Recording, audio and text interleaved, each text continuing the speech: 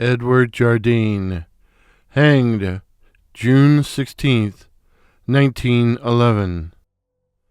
At 8 a.m. on the morning of Friday, June the 16th, 1911, Edward Jardine, known as Punk, aged 22, was hanged at the Huron County Gaol in Goderich, Ontario, for the rape murder of 17-year-old Lizzie Anderson on September the 20th, 1910, the day of the Goderich Fair. A crowd of around 300, which included Jardine's brother, gathered outside the jail. The executioner was a new man, Arthur English, who, operating under the name Arthur Ellis, would become Canada's official executioner.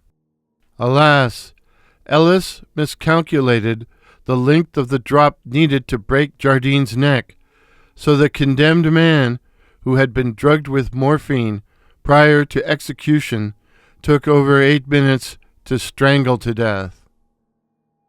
Lizzie went to the fair with her brother Willie, who she was to meet at 6:30 p.m.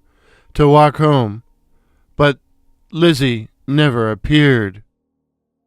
On September 25th, her naked body was found in a derelict house near to the fairgrounds. She had been stunned by a blow to the head, raped, and then had her throat cut with a penknife. Jardine had been seen in Lizzie's company, and when his story didn't check out, he was arrested. Tried at Goderich, Jardine was convicted of Lizzie's murder on April the 14th, 1911. There was no recommendation of mercy. According to the authors, Jeffrey Pfeifer and Ken Leyton-Brown, Jardine's fate was sealed when Judge Falconbridge admitted into evidence a murder confession that Edward made to a doctor who had been examining him. According to the authors, Jardine had said, quote, "Suddenly the devil got possession of me. I put my hand in my pocket and drew out my knife. I stuck it in her throat and then drew it all the way across." End of quote. But contemporary news accounts suggest that Jardine, who was baptized the night before his execution, would only publicly admit to regretting his, quote, wayward life, for which he asked for forgiveness. Jardine also requested to be buried in a local cemetery.